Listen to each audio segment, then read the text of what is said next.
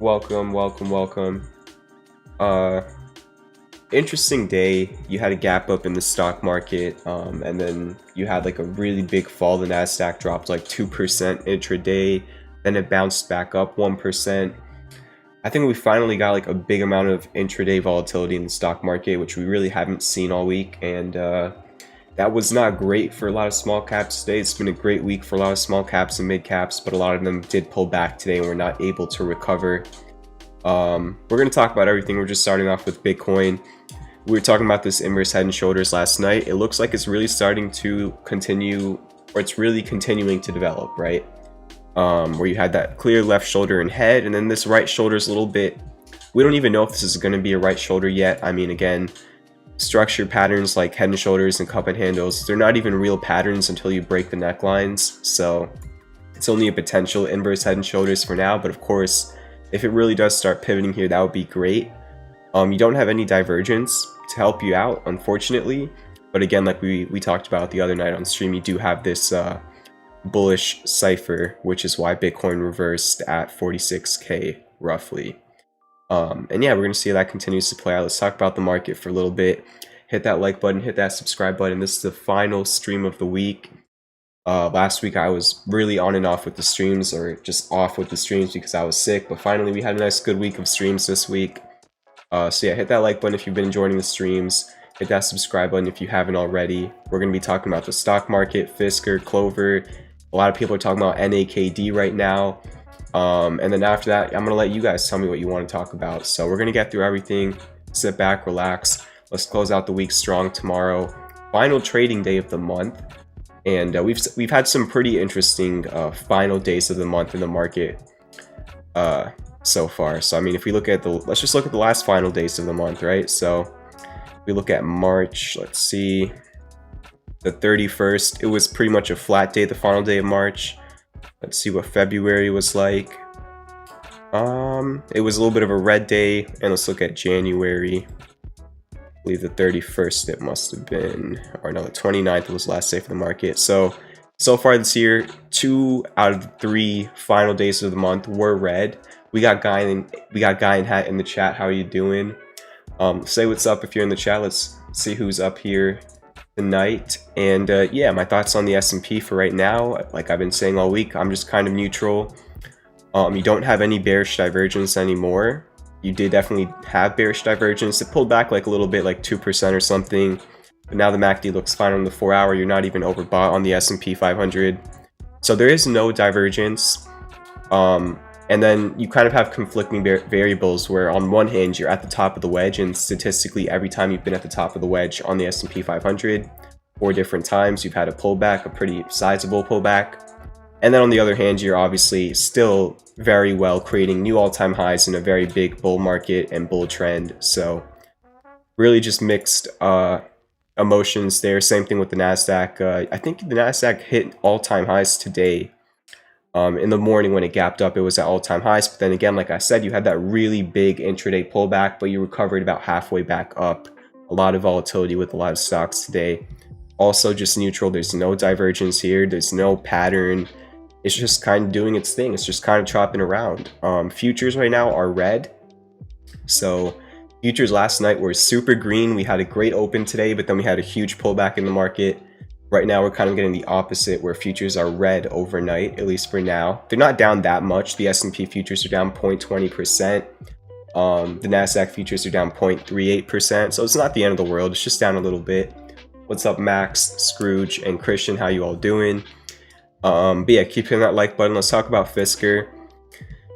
I think it really just depends on how you chart it, but obviously we've been talking about this like little supply line. If you look at it on the 1 hour, I do think that you have broken the supply line. I mean, if you just go from the top, you kind of anchor to these highs.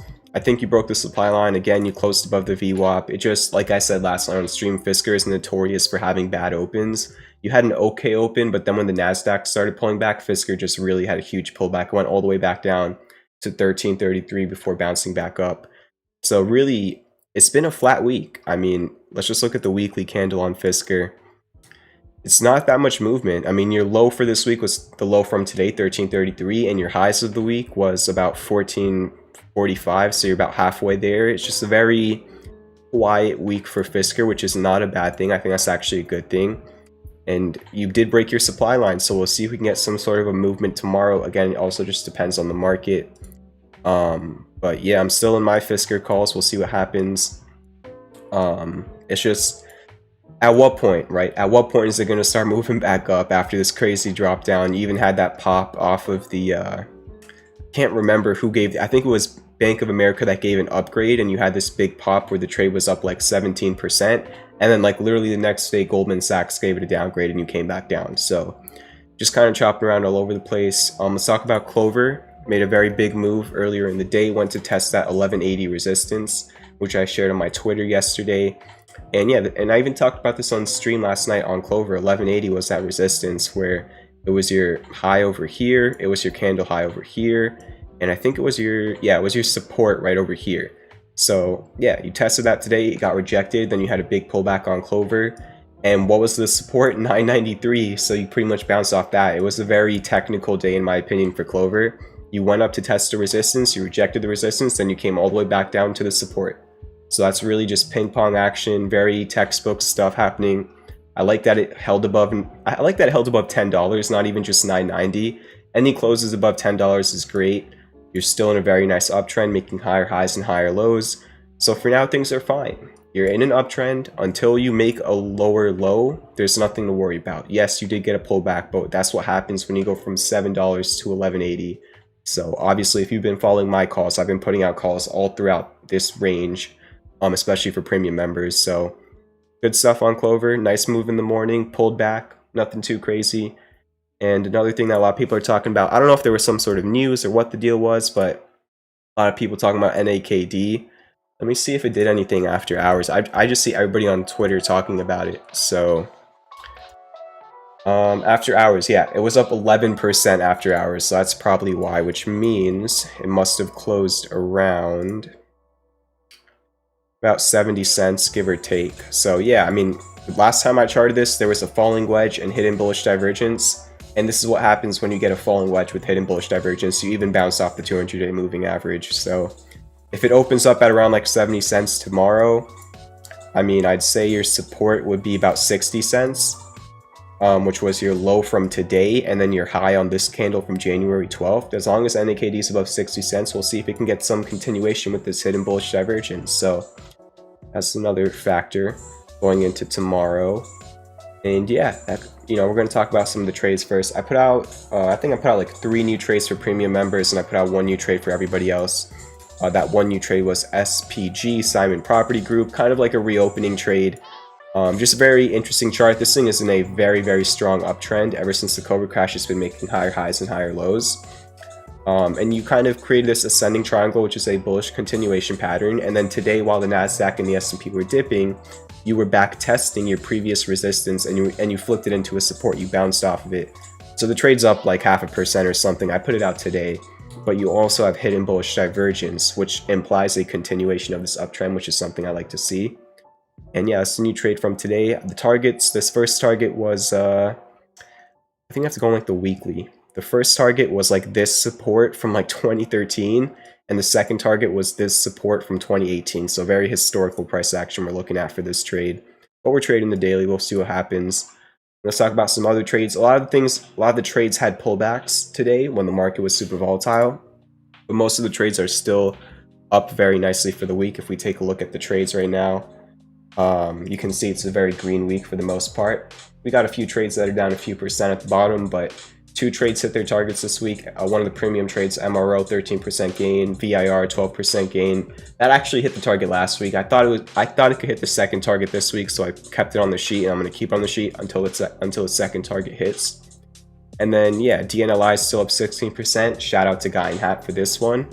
And then we have, all these trades are up like 7 to 10%. All these trades are up 1 to 6%, and then these ones are kind of newer trades. So pretty good week so far. I mean, despite the volatility today, the trades are still doing well. Hopefully you're enjoying some of these trades, whether you're a premium member or not. There's, money for everybody in these this week. And let's actually look at the charts on some of them. Fubo had a big pullback today, but again, the trade's still in profit. It's up like 9 or 10%.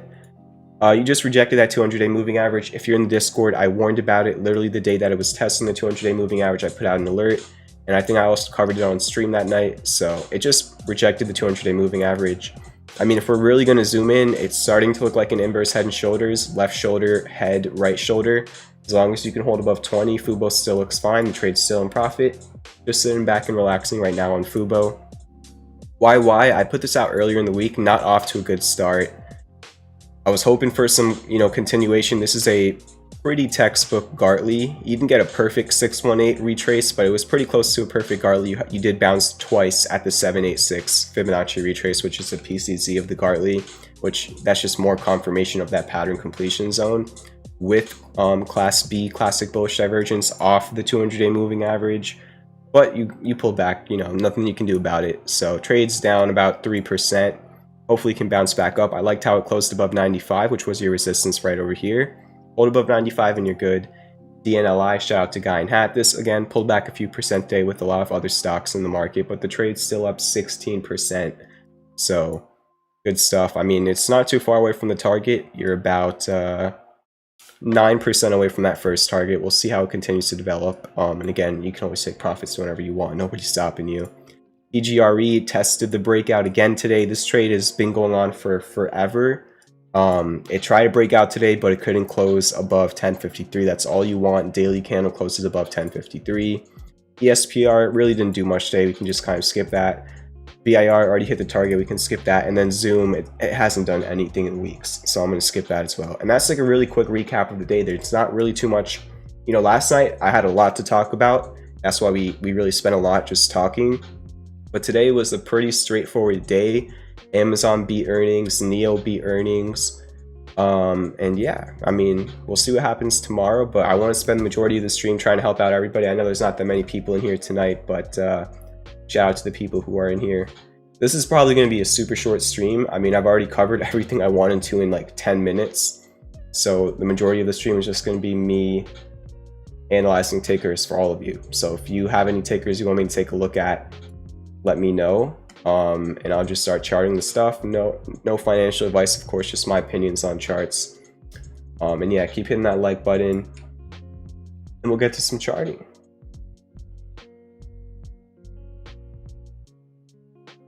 I'll add the tickers here in a second. I'm gonna try and keep it like one ticker per person, unless there's like not enough tickers. Then we'll just run with it. Let's see, let me put out a tweet.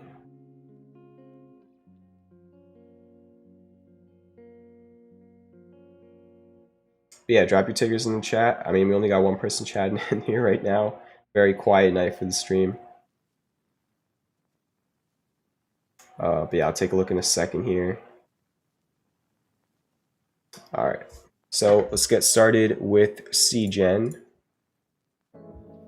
I'll just look at all the tickers, whatever. Let's see how many tickers we can scan through. There's really not much I can do with coin, but I'll take a look.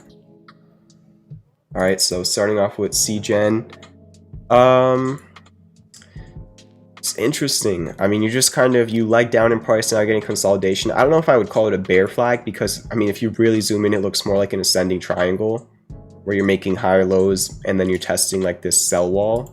So like if you really just zoom in, it looks good, but the context is not good, right? The context is you're consolidating after a rundown in price, which is not great.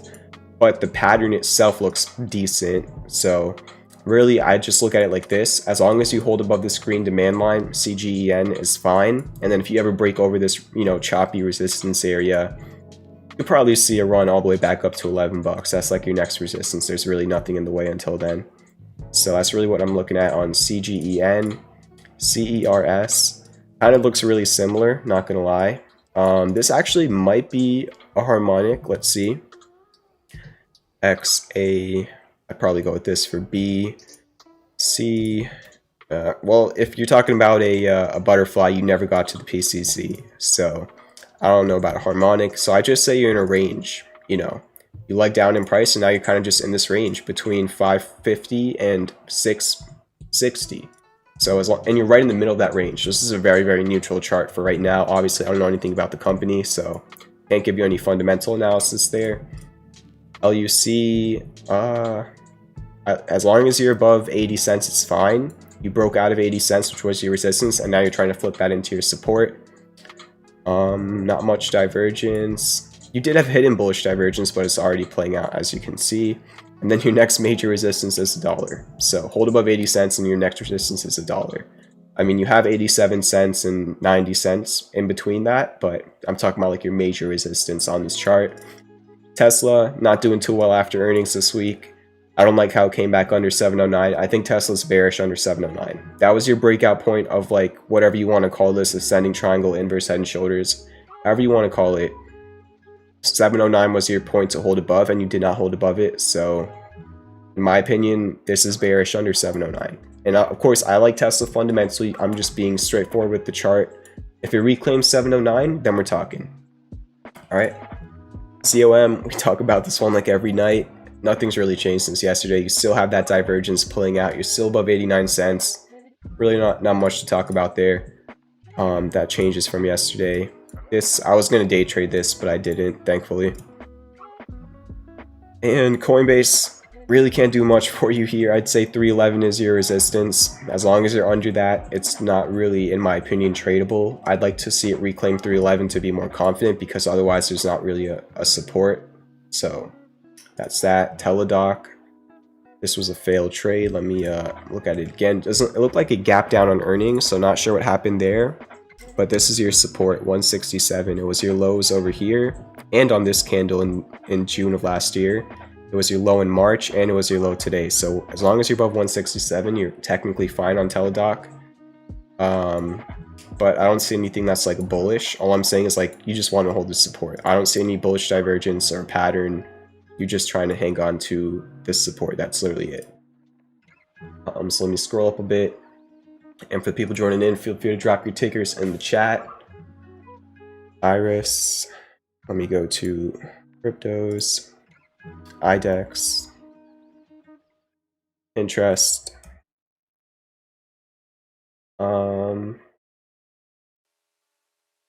LAC. Okay.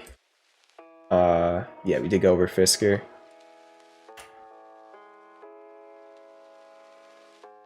Iris, there's really not much I can tell you on this one. I don't really see much to work with here, if I'm being completely honest. So I'm not too sure. I just pinged the Discord again. I don't know. It's a really quiet night in the stream. Iris, I don't see a pattern or divergence. I wish I could give you an answer here, but just not much. I mean, maybe a cipher.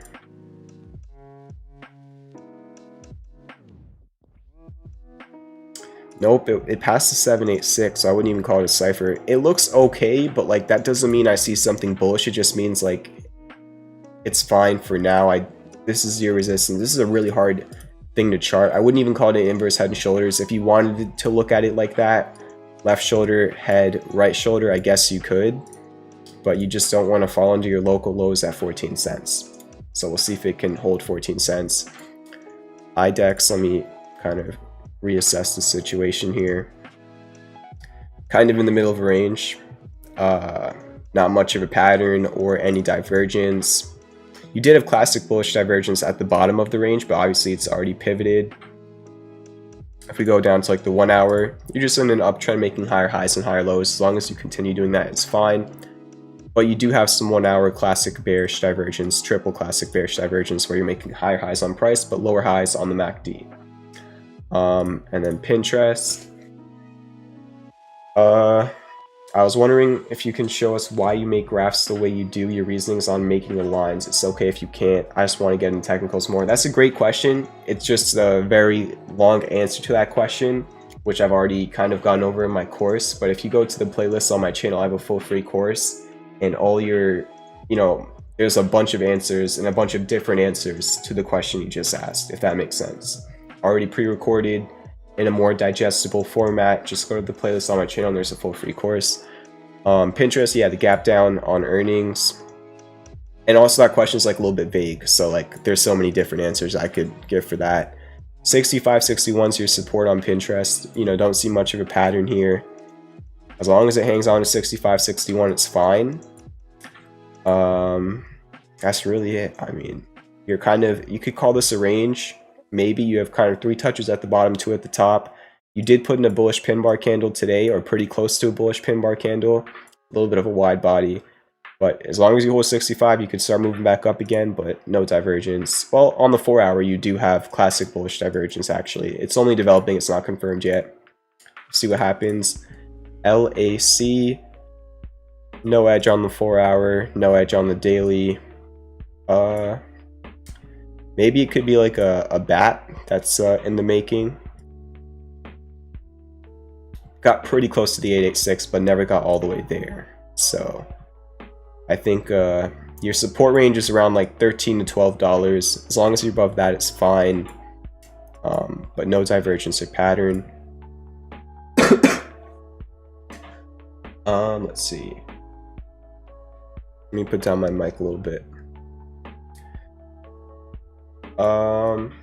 MU. All right, we'll take a look at that. What's up, some Kenny? But yeah, keep hitting that like button. Let's try and get to 20 likes. EAF forming an ascending triangle at the top. That will break.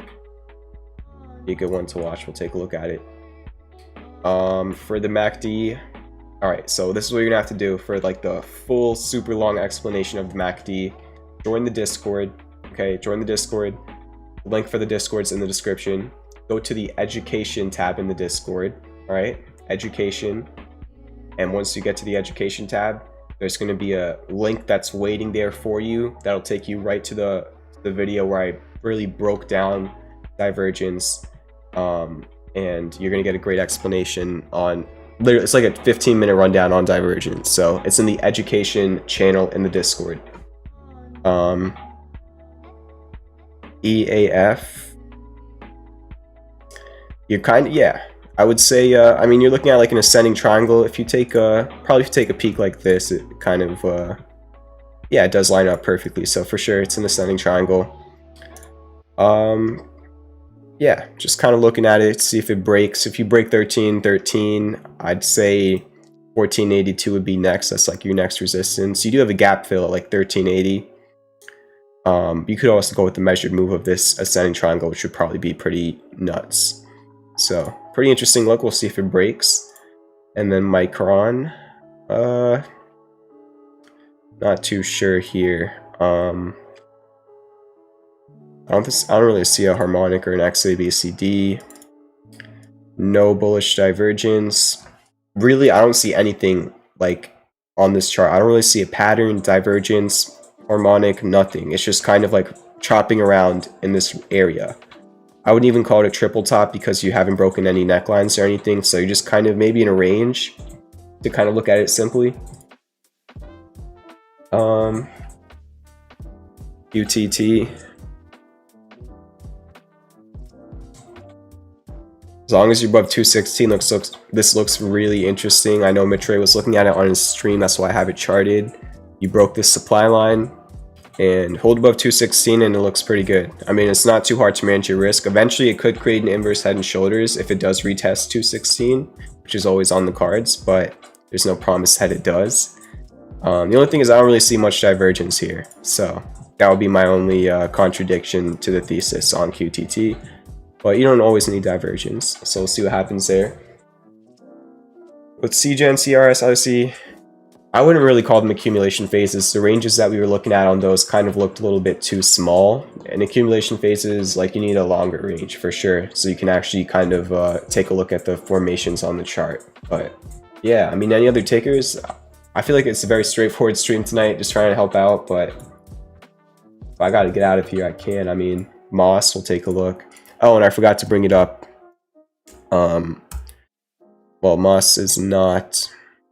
really, I don't really know what Moss is. I don't know which one that is. MSOS? Oh, okay. But so for the premium alerts, these alerts that look like these on the weekly sheet, these blue ones, as you can see, 10%, 10%, 9%, 8%, 7, 2, 3. We have a couple. We have like one or two that are down a couple percent. You want to join premium alerts, and even besides like those actual alerts, I just put out a lot of day trades and options plays. Like we had a 40% options play on Riot this week. We had a like 30% pivot on MVIS that I just threw in the updates channel. It wasn't even like an official trade, but really, like, anytime I enter a position, like I don't remember the last time I personally entered a position without telling the premium. So really, like, everything that I personally do, I just share with the premium. Oh my gosh, let's go. Let me fix my audio real quick.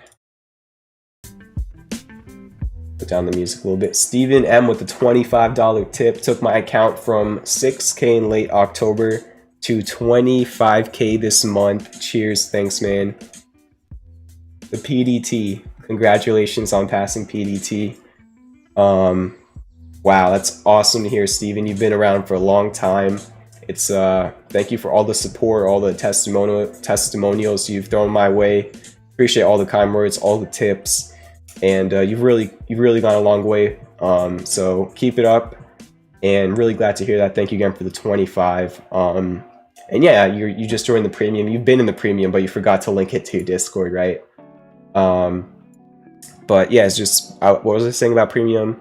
Just whenever I personally do something, like I'm always saying, hey guys, I'm in these options. I'm not telling you what to do with them. I'm just telling you that I'm in them. So I just share a lot of my thoughts. And then obviously I do have the premium trades that I also share with them.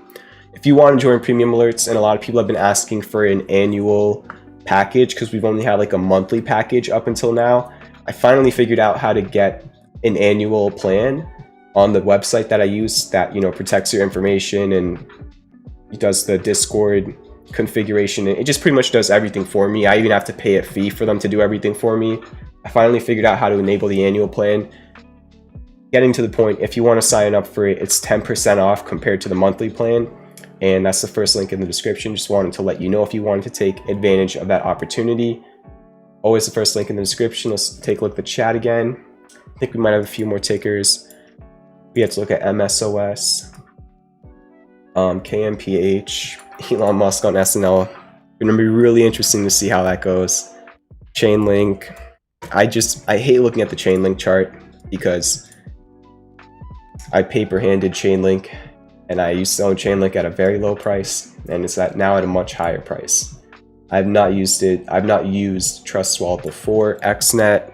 Let's take a look at that. I know Mitch Ray also like that. He went over it on stream. I watch all of Mitch Ray's streams. Etsy and Team.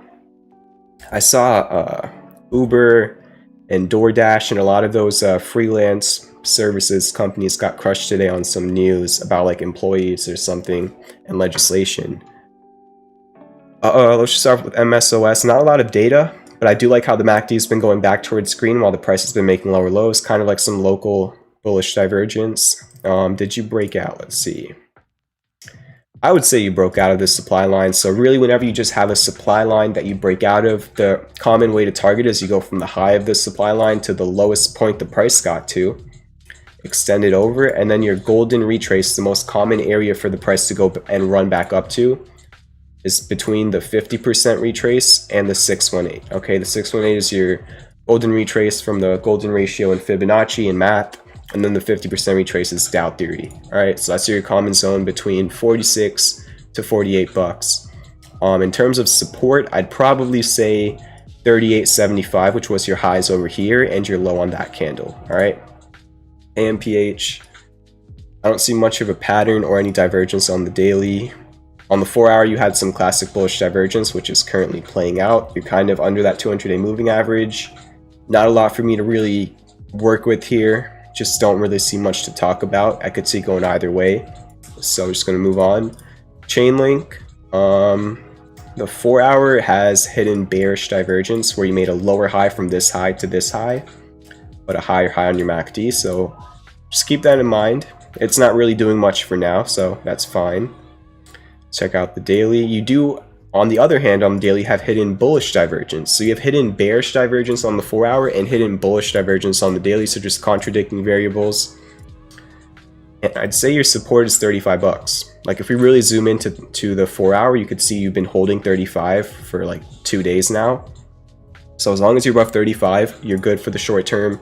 For the long term, you're good above 31, which was your resistance over here. And yeah, that's how I'm kind of looking at Chainlink. Let me get a sip of water.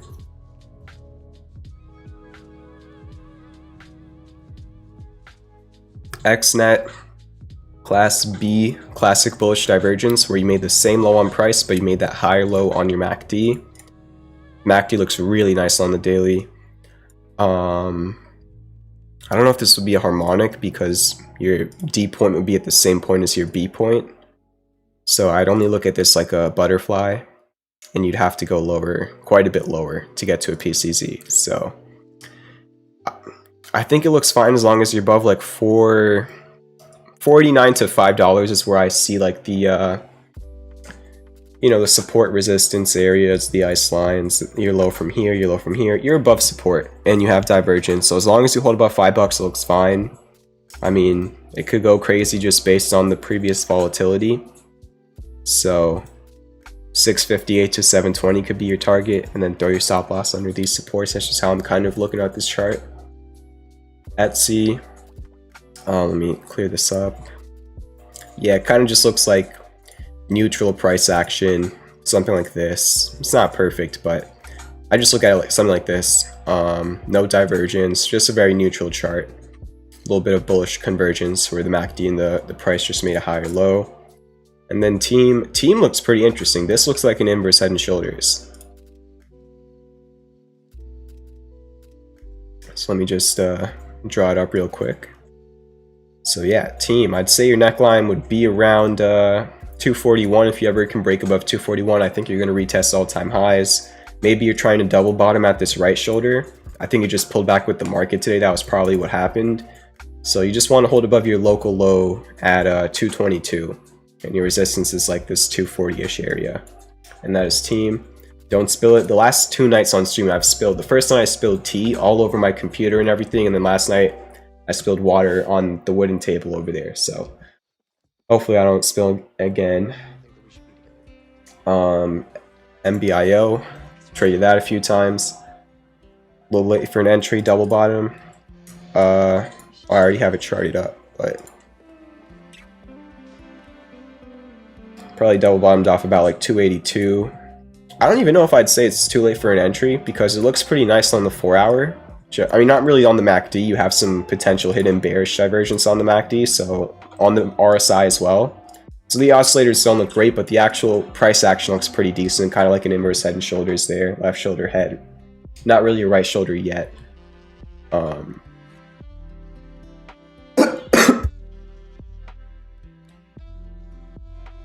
Still coughing a week and a half later. I don't like the lower highs though. Like, I would kind of say it's like descending triangle action because you have 3 touches on the top supply line and 2 on the bottom. So maybe it is a descending triangle instead of a double bottom. And yeah, that's just your resistance point. COVID, I have no clue. I mean, I didn't get tested, but I had a lot of the symptoms for COVID, but I didn't have all the symptoms for COVID. Like, I could still smell and I could still taste, but my chest was hurting, I had a cough, my nose was running, I had no energy. But the 3 things I did not have was I didn't have a fever, and then I was able to smell and I was able to taste, which are, I don't know. So I have no clue what I had, but I was sick, really sick for like a week. I do not remember EBET. IGEX. Yeah, I've had both my vaccines. It's also been 2 weeks since my second vaccine. I got sick like 5 days after my second shot. And I was sick for like a week and a half. Bullish smell and taste divergence on the weekly. Yeah, I'm pretty good now. I just have a little bit of a cough that's like lingering, but I feel fine, honestly. IGEX. I don't even know how I should be saying it, but whatever. IGEX. There's not really much I can do here. Obviously, I like getting in at the value areas before the big moves. At this point, I could see it going either way. There's not really much of a pattern or divergence. Yeah, I don't play IPOs either. And yeah, I don't know. Anything that anybody wants me to take a look at, I'll take a look. Futures, yeah, still a little bit red. Bitcoin not doing too much right now. Remember, there's now an annual plan that's 10% off if you want to join the premium alerts, where I share all my personal plays and then obviously more exclusive trades.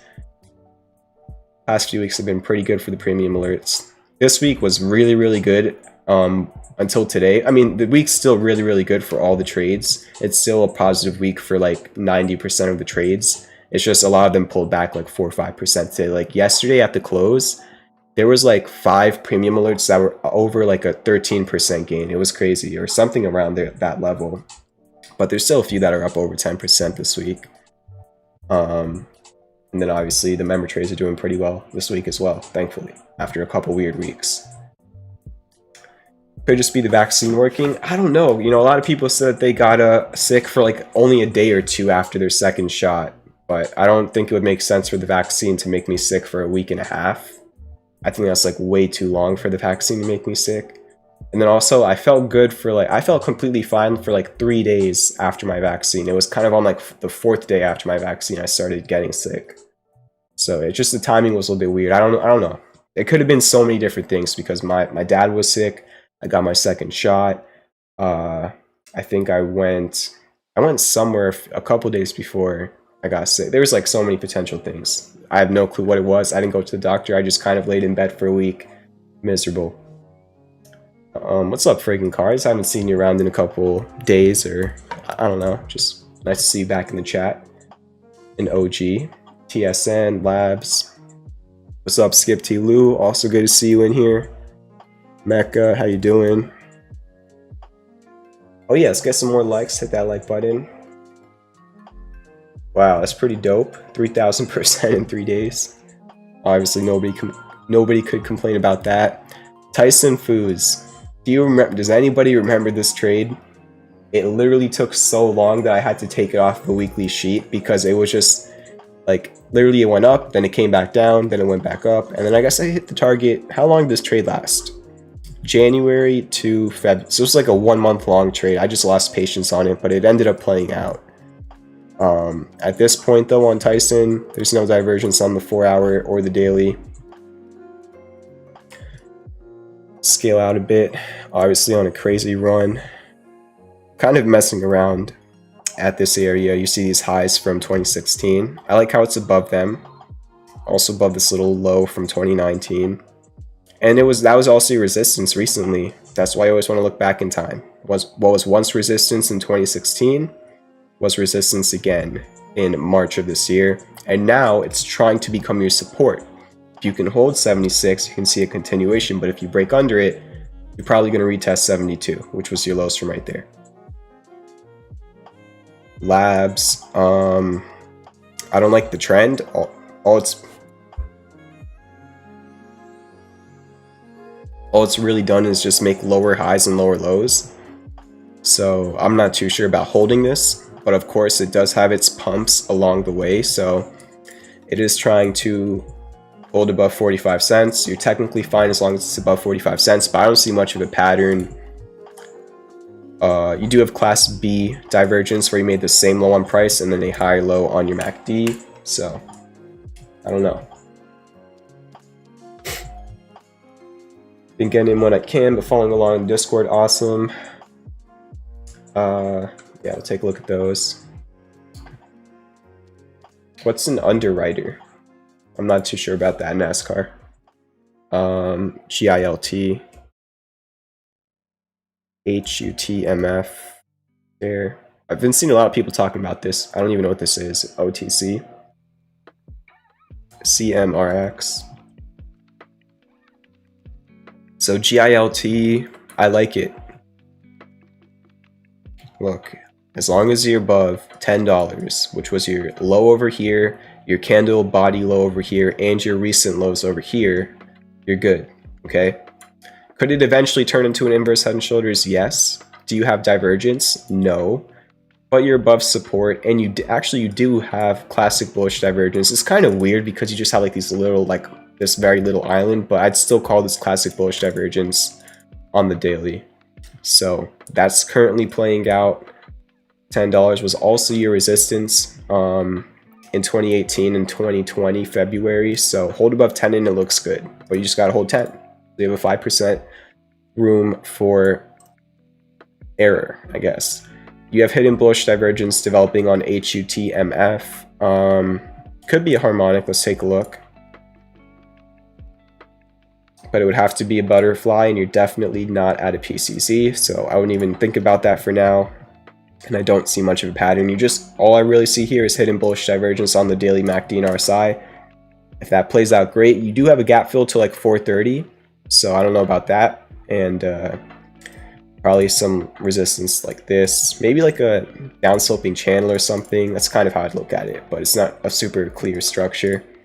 CMRX got some classic bullish divergence on the daily MACD. Let's take a look at the 4-hour. Also got some classic bullish divergence. Also maybe kind of like a downsloping channel. Something like, probably look at it like this, yeah.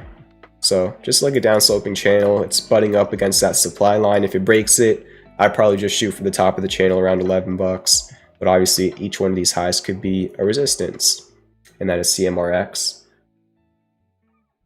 And we'll probably just end off with ENR. Was that it? Energizer? Because you put WW, I don't really know what you meant by that, but we'll go with Energizer Holdings. Underwriters are financial specialists that guide companies through the process. Oh, to do the IPO? Oh, okay. Thank you. Energizer. Trying to flip previous resistances into a support. I would really like it if this was hidden bullish divergence. It can be hidden bullish divergence eventually. You just want to see it MACD start waning, then you could maybe talk about this being a bull flag. Break the bull flag, you could get a continuation trade, right? Where you make a higher low on the price, and then hopefully you can get some hidden bullish divergence, back testing your previous resistance as a support, but there's a lot of work to be done. Oh, worth watching. All right, thank you. Yeah, worth watching. That's like the perfect phrase I'd use for this one. Just want to see what it's up to. Very interesting how on all the pumps it makes a very slightly lower high. You could kind of chart like a trend line from this high to this one to this one.